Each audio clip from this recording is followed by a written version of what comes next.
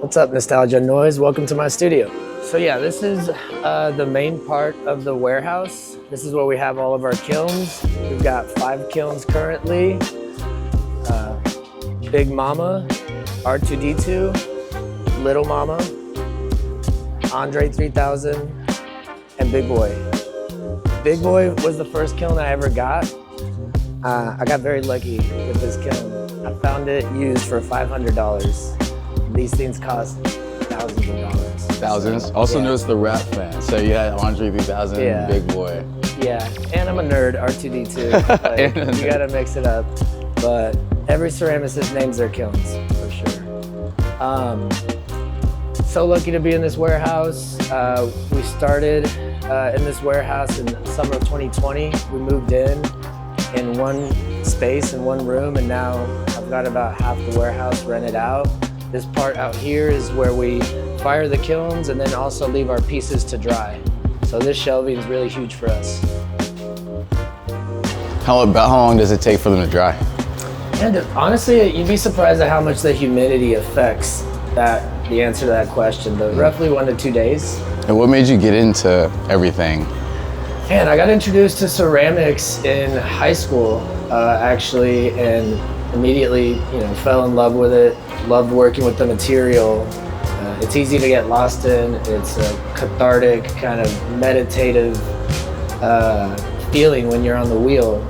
But I never thought I would monetize it. Never thought I would open a studio. It was just an elective that I really enjoyed. So, in my mind, I was looking for something that offered security. Going to school at SMU and St. Mark's, my mindset was always, get a quote-unquote real job, like settle down, and then enjoy life outside of that. And definitely so understand. you start to, meet more people in my 20s. I was living in Deep Ellum. I met a lot more creative entrepreneurs, and that kind of expanded my mind to what was possible in terms of finding that security and different ways of doing that, not just having, a 9-to-5 or working in finance. So that's what kind of planted the seed.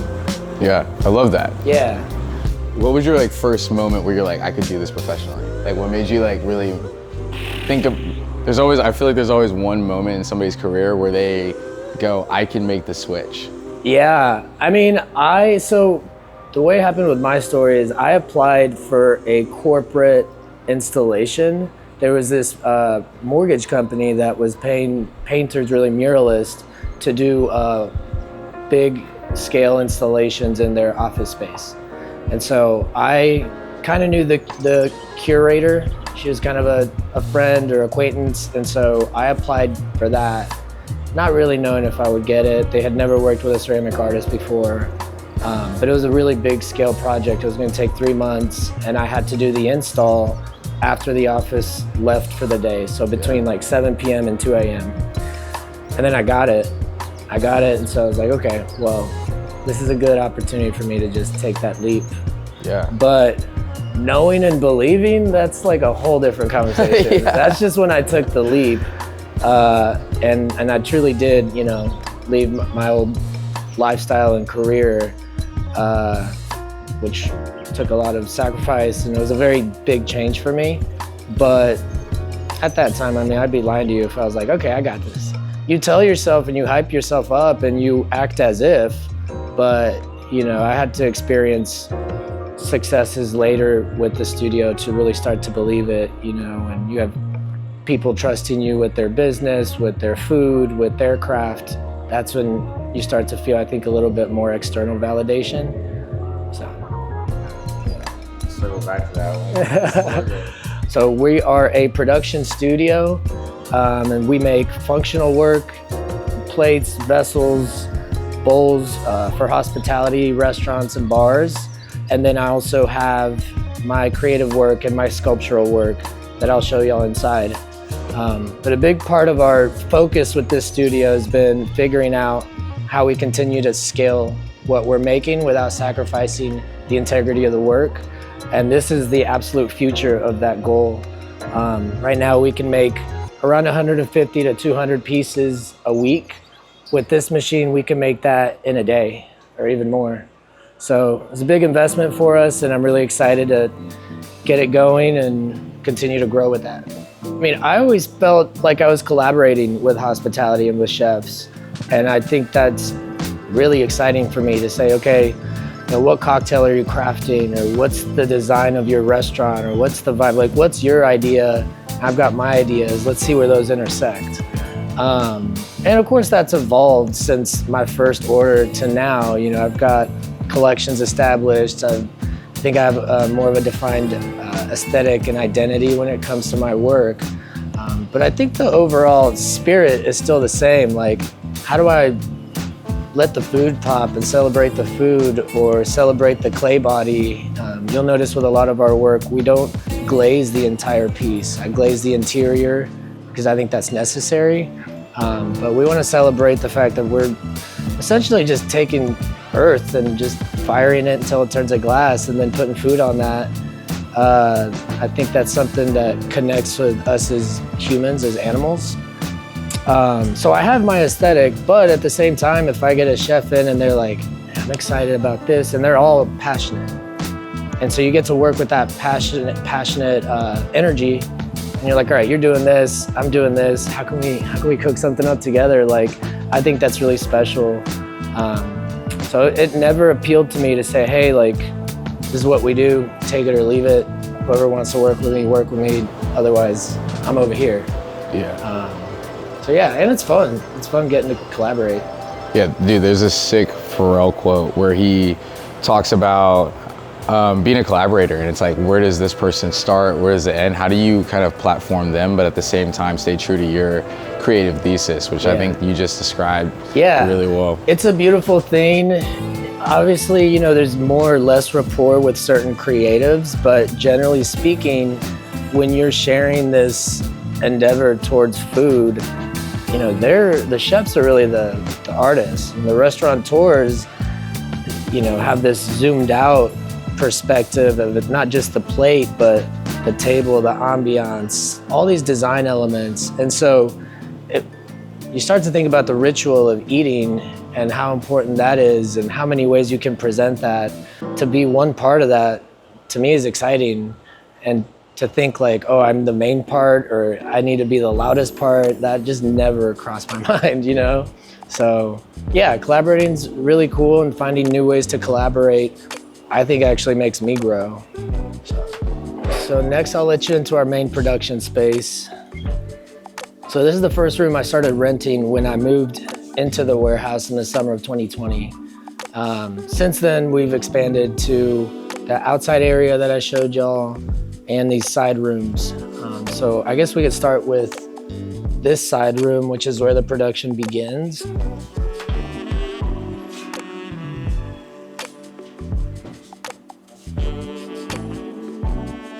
So every morning we fill these tables with plaster molds. These molds have been made based on designs that I've made on the wheel, or designs that I send our mold maker. And we work a lot with liquid clay. It's called slip casting. And basically this clay sludge gets poured into all these molds. The plaster absorbs the water of that sludge. You empty it out, and what you're left with is a shell. And that's a shell that we then take to the wheel and kind of polish up and clean up. I did want to ask some questions about like, what is the difference from somebody who knows nothing about ceramics from this and this? Is it just like... In terms of the clay body, or? Yeah, clay body, mold, this density. What's a different technique you have to like do? These are just different pieces. So this is the same clay body as this, same mold material. This is just our shallow bowl, and here are our copitas. Clay body, what is that? Clay body. Yeah. Good question. Yeah, did you know what that was, dude? Okay, cool. Yeah, so when you look at a ceramic, it's basically got two components to it, like very roughly speaking. You have your clay body, and then you have your glaze. And I can see if I can find a finished piece to show y'all.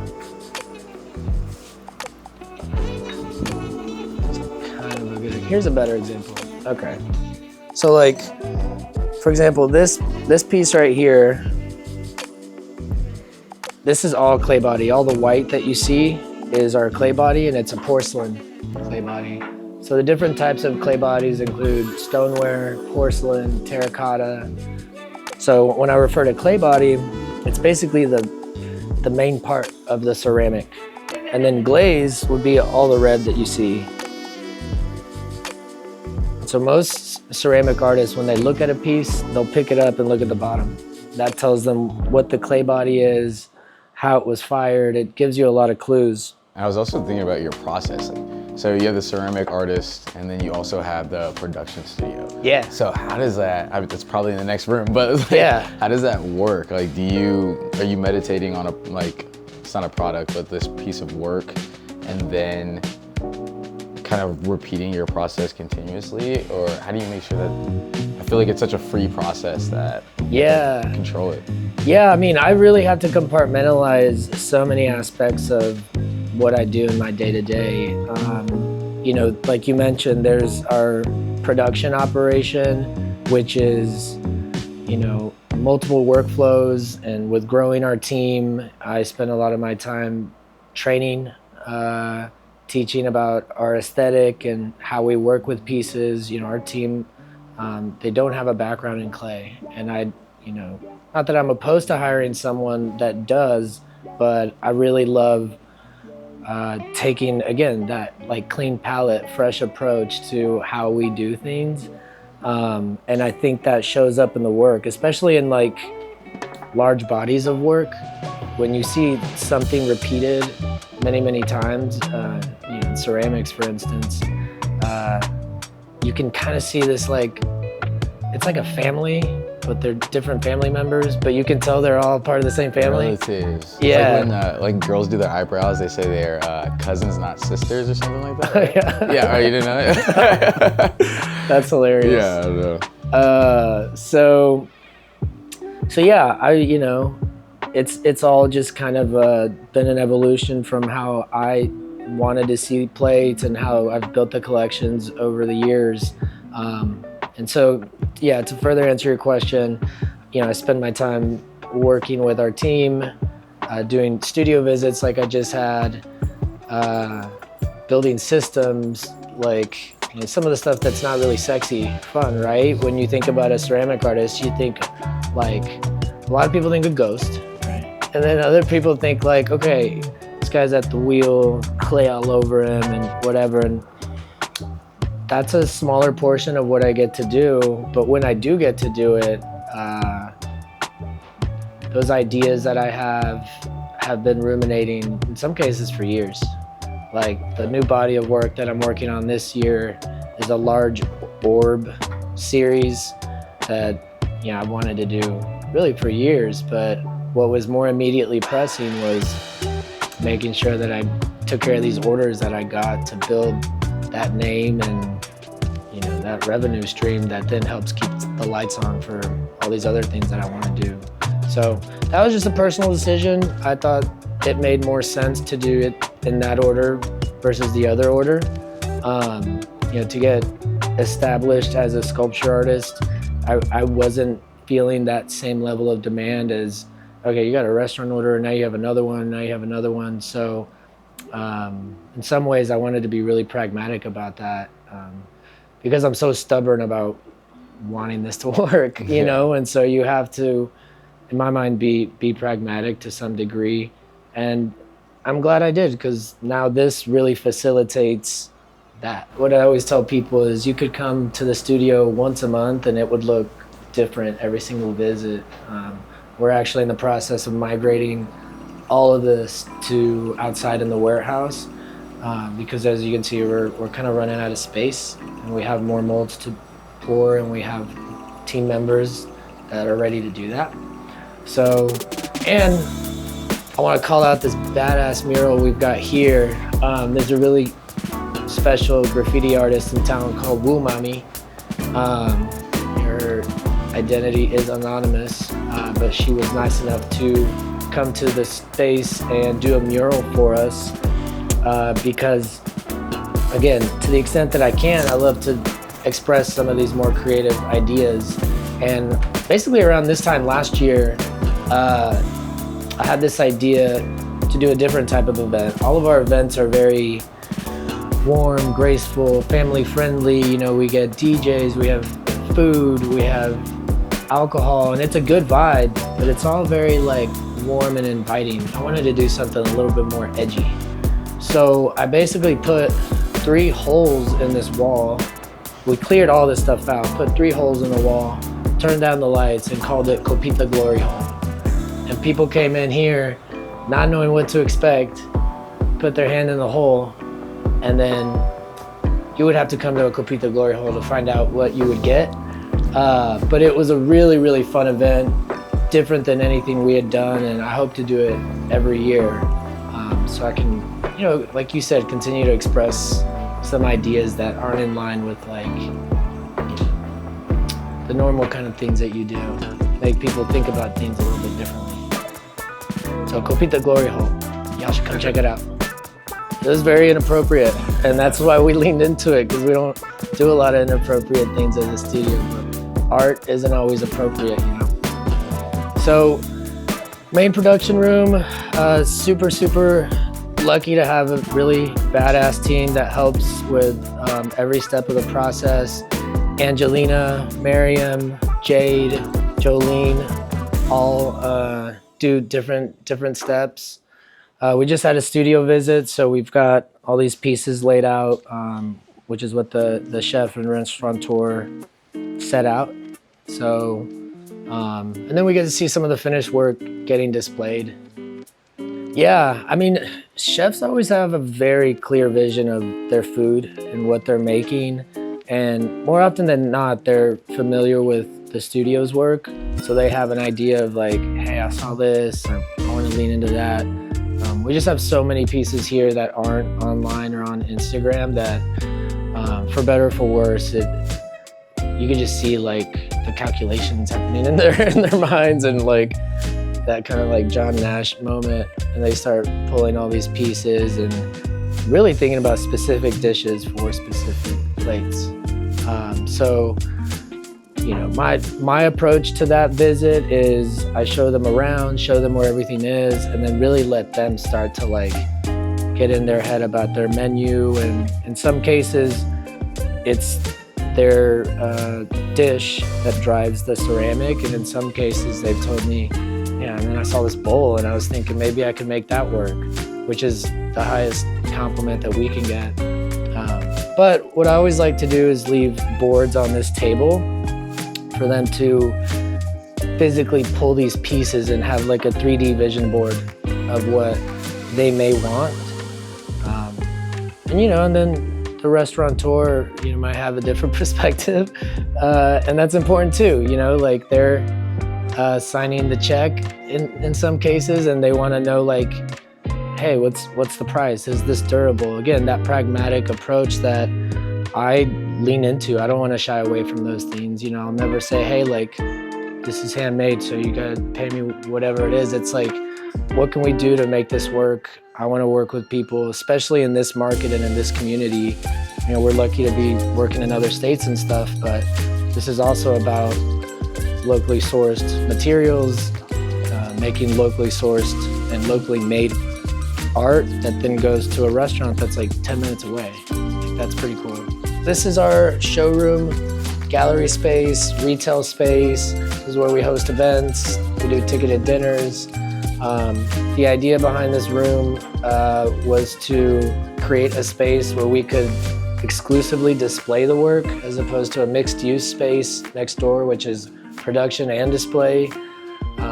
And then as we started to think more about what we wanted to do with the design and that ambiance and the feeling, I quickly realized that every other portion of the studio is very bright and high-paced, and we're working at a certain speed.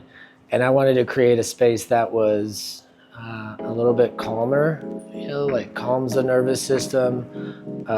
Music is a huge part of my life and everyone who works here, and I wanted to incorporate great sound into this. And I like the idea of listening lounges, which I think are, you know, kind of starting to proliferate. But I don't think we have the, you know, the right gear to really be able to call this a listening lounge. But we have as good of a system as I could afford, and it's pretty great. It's an in-ceiling Bose 180 speakers and a subwoofer that is rated for like probably the entire warehouse. You know, we wanted to keep it a little bit chilled too, since we have so many ceramics on the wall. So it's just kind of this intersection of like warmth with sound, warmth with color palette, warmth with the lighting. It's more dim, and then, you know, having our ceramics within that.